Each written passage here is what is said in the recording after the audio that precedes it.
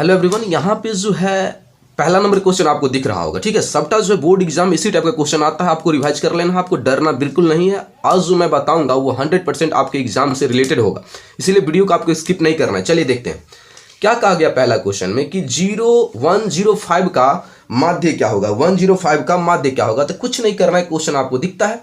हम क्या करेंगे, सबसे पहले माध्य निकालना बहुत ही सिंपल है। माध्य निकालना हो चाहे वो अरेंज हो नंबर चाहे अरेंज नहीं हो नंबर, माध्य आपको ऑटोमेटिक सीधा लिखना है। उसने जो नंबर डाला हो उसको लिखना है यहाँ पे, जैसे हमने लिखा है। फिर क्या करना है, टोटल नंबर को आपको प्लस कर लेना है, 10 + 5, और कुछ नहीं, जितना इसमें जो है अंक है उतना अंक से यहाँ पे भाग देना है। 1 2 3 से आपको डिवाइड करना है। अब ये नहीं कि 0 है तो हमें 0 का काउंट नहीं करना है।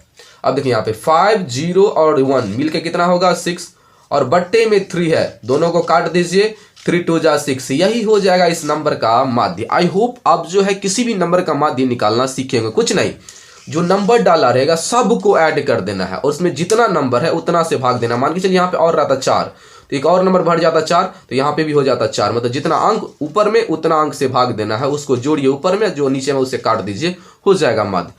अगला क्वेश्चन है कि tan² 36 डिग्री बटे tan² 54 डिग्री का वैल्यू क्या होगा। बहुत ही सिंपल है, क्वेश्चन को ऐसे ही लिखना है, आगे बढ़ाना है स्टेप में, कुछ नहीं करना है। जब भी आपको बट्टा वाला नंबर दे, चाहे स्क्वायर लगा के दे चाहे विदाउट स्क्वायर का दे, आपको हमेशा इसका आंसर, अगर एक ही नंबर है तो हमेशा इसका आंसर आपको काट के एक ही देना है। बनाने से पहले ही समझ जाना है 100% एक ही होगा, लेकिन फिर भी कैसे हम देख लेते हैं।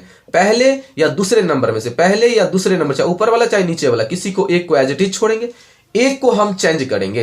अब देखिए, हम चाहते हैं कि ऊपर वाला को ऐसे ही छोड़ दें, tan² 36 डिग्री। हम चाह रहे नीचे वाला को कुछ करें, हम कुछ करेंगे नहीं, हम ये करेंगे, cot² है ना, तो यहाँ पे जो 54 है उसको हम लिख सकते हैं 90 - 36 डिग्री। 90 में से 36 तो घटा ही सकते हैं। अब ये 36 कहाँ से लाना है और ये 90 कहाँ से लाना है। हमेशा जब जिसको चेंज करेंगे, चाहे ऊपर वाला चाहे नीचे वाला, हमेशा 90 लिखेंगे। अगर नीचे वाला चेंज हो रहा है तो माइनस करना है ऊपर वाला नंबर को। अगर यही ऐसे रहने देते, ऊपर वाला को चेंज करते, तो 90 माइनस यहाँ पे होता 54। बहुत सिंपल है। अब देखिए यहाँ पे अगर आप 90 में से 36 घटाओगे तो 54 ही होगा।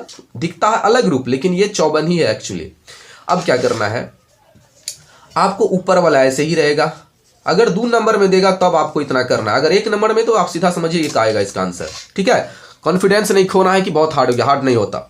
अब देखिए यहाँ पे cot 90 - थीटा, आपने एक फॉर्मूला लर्न किया है कि cot 90 - थीटा क्या होता है, tan थीटा। टेन और थीटा के जब थीटा है तो थीटा, तो यहाँ पे cot 90 - थीटा, तो थीटा का काम कौन कर रहा है, 36 डिग्री। तो cot 90 - थीटा क्या होता है, tan थीटा। टेन और थीटा के जब है 36। अब देखिए यहाँ पे स्क्वायर था तो हम भी स्क्वायर लगा था, हम तो बिना स्क्वायर का ना फॉर्मूला लर्न किया, तो इसमें स्क्वायर लगा दे तो क्या हो गया, हम भी फॉर्मूला में स्क्वायर लगाएंगे। अब देखिए स्क्वायर वाला हमने याद किया नहीं, बहुत फॉर्मूला वही होगा, स्क्वायर है तो स्क्वायर लगाएंगे, क्यूब रहेगा तो क्यूब लगाएंगे। अब दोनों इक्वल है, ये नंबर कट जाएगा। अब इसका आंसर कितना हुआ, tan² 30 डिग्री, tan² 30 डिग्री काटोगे तो एक ही ना होगा, जैसे ऊपर में 2 ऊपर में 2, काटोगे तो 2 1 2 एक ही बार में ना कटेगा, तो इसका आंसर हो गया एक, जो कि मैंने पहले ही बता रखा है कि 1 होगा। जब 2 नंबर में दे तो आपको इतना सॉल्व करना है, अगर नहीं दे 1 नंबर में तो सीधा समझना है कि 1 आएगा। बशर्ते ध्यान रहे ना पीछे में नंबर हो कोई ना आगे में, सिंपल एक कोई अनुपात वाला नंबर डाला है, अनुपात वाला कोई नंबर डाला है, तब काट के 1 होता है। अगला क्वेश्चन देखिए, जब भी आपको इस टाइप का क्वेश्चन आएगा आपको कैसे सॉल्व करना है, बहुत सिंपल है। क्वेश्चन आपको दिख रहा है, आपको सबसे पहले ऐसे हेडिंग देना है, क्वेश्चन है लिखा, इसको बनाना ऐसे है। फिर आगे क्या करना है, ये लाइन आपको लिखना ही है। फिर क्या करेंगे, हमें कुछ नहीं, हम अगर इसमें देखेंगे थीटा का वैल्यू अगर हमें टेबल में जो लर्न कर रखा है उसी से रिलेटेड है, तो हम उसे वैल्यू पुट करके ही बनाएंगे, हम स्क्वायर से नहीं डरेंगे, क्यूब से नहीं डरेंगे। ये स्क्वायर है, यहाँ पे 4 भी डाल देता तो हम नहीं डरते, कुछ नहीं, हमें इसको सिंपल समझना है। tan 45 डिग्री, cos 60 डिग्री और sin 60 डिग्री। अब हमें पता है 2 ये नंबर है, एज इट इज रहेगा। यहाँ पे tan 45 डिग्री का मान कितना होता है, 1, इस पर स्क्वायर लगाते तो जो वैल्यू है उस पर स्क्वायर हो जाएगा, प्लस 2 पीछे में था तो 2 है ही। cos 60 डिग्री का मान क्या होता है, cos 60 डिग्री का मान क्या होता है, cos 60 डिग्री का बहुत ही सिंपल 1/2। इस पर स्क्वायर है तो हम इसके वैल्यू पर स्क्वायर लगा देंगे, प्लस sin 60 डिग्री का मान होता है √3/2। इस पर स्क्वायर है तो हम भी इसके वैल्यू पर स्क्वायर लगाएंगे। ठीक है, तो हमने तो लर्न किया कि 60 डिग्री का मान होता है 1/2, इस पर स्क्वायर है तो हम भी इसके वैल्यू पर स्क्वायर लगाएंगे। अब देखिए 1 का अगर स्क्वायर हटाएंगे तो 1 पे ही पड़ेगा, 2 पर नहीं, क्योंकि ये सिंगल ब्रैकेट है। तो यहाँ पे जो है 1 का स्क्वायर 1 ही होगा, 1 को 2 से इंटू करेंगे तो 2 ही हो जाएगा, प्लस 1 का स्क्वायर 1, ये स्क्वायर जब खसेगा तो इस पर भी और इस पर भी, तो 1 का स्क्वायर 1 और 2 का स्क्वायर कितना हो जाएगा 4। स्क्वायर से रूट कटता है, स्क्वायर से रूट कटता है, ये स्क्वायर हटेगा तो इसके लिए भी है और इसके लिए भी है, ठीक है। तो याद रखिएगा जब ये स्क्वायर ये हटता है तो ऊपर वाला पे भी खसता है और नीचे वाला पे भी खसता है। इस पर खसेगा तो √9 बनाएगा, और √9 किसका वर्ग होता है 3 का, तो 3 बाहर हो जाएगा। इससे पहले क्या करना, इतना नहीं करना है, स्क्वायर से रूट कटता है इसीलिए सिंगल 3 बचा। ये स्क्वायर को इसके लिए नहीं भूल जाना है कि खाली इस पर ही खसा है, नहीं इस पर भी खसा है, तो 2 2 जा 4। अब देखिए यहाँ पे सिंपल कितना है, कुछ नहीं करना है, आपको एलसीएम ले लेना है। तो 4 बट्टे में कुछ नहीं तो 1, 4 1 4 का एलसीएम होगा 4, 1 4 जा 4, मतलब नीचे वाला जो नंबर इसको 4 बार में लाता है, ऊपर वाला टेबल 4 बार, 2 चौका 8, 4 एकान 4 एक बार में तो 1 एकान 1, 4 एकान 4 एक बार में तो 3 एकान 3 एक बार में। अब देखिए यहाँ पे सबको ऐड कीजिएगा तो 12, अब बट्टे में 4 है, काट दीजिएगा तो आंसर हो जाएगा 3, ठीक है। आई होप आप इजिली जो है इसको बनाना है, आपको हर बार आना नहीं, कतई टेंशन नहीं लेना, आराम से लिखना है क्वेश्चन को, बनाते जाना है, बस हो गया। बस आपको एम रखना है कि हमें क्वेश्चन बन जाना चाहिए आसान से आसान तरीका से, ठीक है। अब अगला क्वेश्चन चलिए देखते हैं। अगला क्वेश्चन जो है ये देखिए, अगला क्वेश्चन में क्या कहा गया है कि 2 वृत्त है, ठीक है, एक है 19 सेंटीमीटर त्रिज्या वाला, एक जो है 9 सेंटीमीटर त्रिज्या वाला। फिर क्या कर रहा है कि एक नया वृत्त का जो है आप हमें त्रिज्या बताइए क्या होगा अगर पहले वृत्त का और दूसरे वृत्त का परिधि को जोड़ दे तो ये जो नया वाला वृत्त है उसके परिधि के बराबर होगा, ठीक है। कहा क्या गया है कि एक वृत्त है 19 सेंटीमीटर त्रिज्या वाला, एक है 9 सेंटीमीटर त्रिज्या वाला, और एक वृत्त बना है बड़ा सा जिसका परिधि जो है इस दोनों के परिधि के जोड़ के बराबर है। तो आप बताइए इसका त्रिज्या क्या रहा होगा। क्वेश्चन आपने पढ़ लिया, आपको दिख रहा होगा स्क्रीन पे। हम चलिए बनाते कैसे, आपको अगर ये 2 नंबर में दे तो कैसे बनाना है, बहुत सिंपल। क्या लिखना है यहाँ पे, पहला यानी तो सीधा सॉल्व करना है कि R1 इजकल टू 19, मतलब पहला वृत्त का त्रिज्या 19, दूसरा R2 इजकल टू 9 सेंटीमीटर।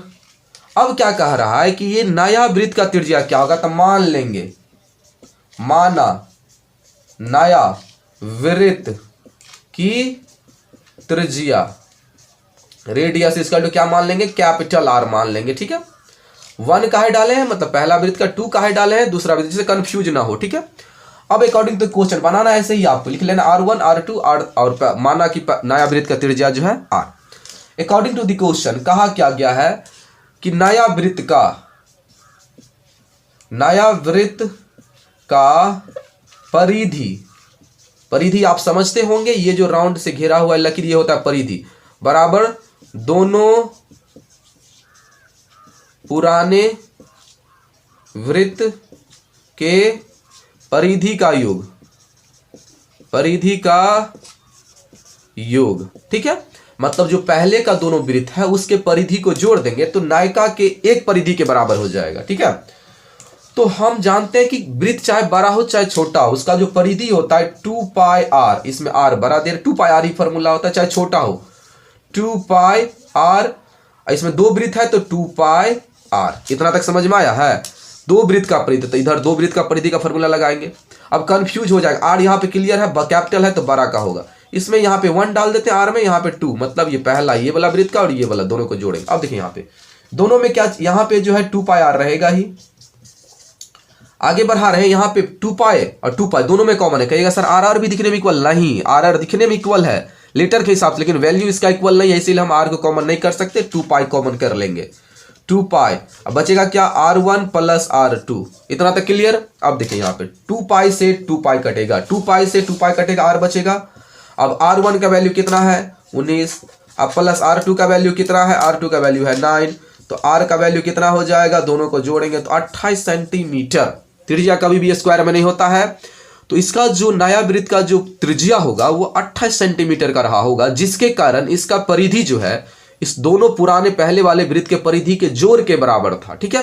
तो आप किसी आसान तरीका से सिंबल पे से बनाना है, हर बार आना नहीं है, क्या लिखे क्या नहीं, कुछ नहीं करना है, आपको ऐसे ही लिखना है, बन जाएगा, 2 नंबर मिल जाएगा आपको। लेकिन अगर ये हमें ऑब्जेक्टिव में देता तो कैसे बनाते, इतना करना नहीं, कुछ नहीं, सीधा क्वेश्चन को पहले अच्छी तरीका से पढ़ लेते, ऑब्जर्व करते क्या कहा कि इस वृत्त का परिधि इस वृत्त के परिधि के बराबर होगा, इस वृत्त का परिधि इस वृत्त के परिधि के बराबर होगा, तो ऑटोमेटिक यहाँ पे सीधा फॉर्मूला लिखते 2 पाई r बराबर दोनों दोनों दोनों दोनों, तो यहाँ पे 2 पाई आर प्लस 2 पाई आर 1 2 कर देता। आर का वैल्यू यहाँ से 2 पाई से 2 पाई 2 पाई से 2 पाई, क्योंकि ये दोनों कॉमन होगा तो इससे कटेगा। तो आर बराबर क्या, R1 R2, तो 19 आप प्लस 9 दोनों को जोड़ देते 28 हो गया। इतना ही करना है।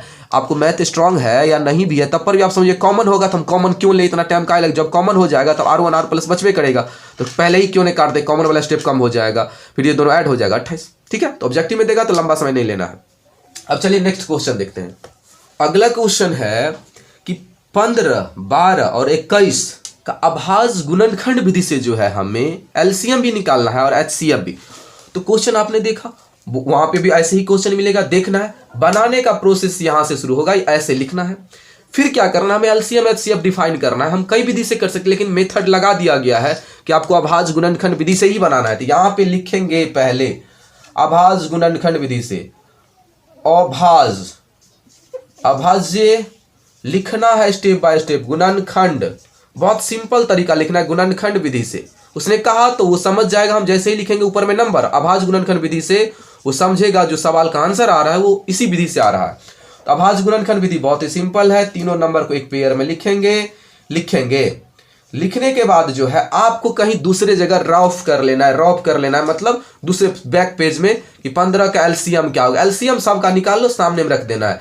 ऐसे आपको ऑटोमेटिक भी आ सकता है कि 15 का जो एलसीएम होगा अगर आप लोगे तो 3 5 ही होगा। क्यों, आप लेके देख लीजिए किससे जाएगा, 3 से 3 5 जा 15, अब 5 से जाएगा 5 1 जा 5। अभाज्य गुणनखंड विधि मतलब इसका अभाज्य नंबर यहाँ पे लिख देना है गुना में। ठीक है, वो हो गया अभाज्य। अभाज्य है कि नहीं है, अभाज्य मतलब क्या, जो नंबर एक से कटे, खुद से कटे, किसी और से नहीं कटे, तो ये अभाज्य है ना, हो गया। खाली एलसीएम लेके आपको सामने में रखना है।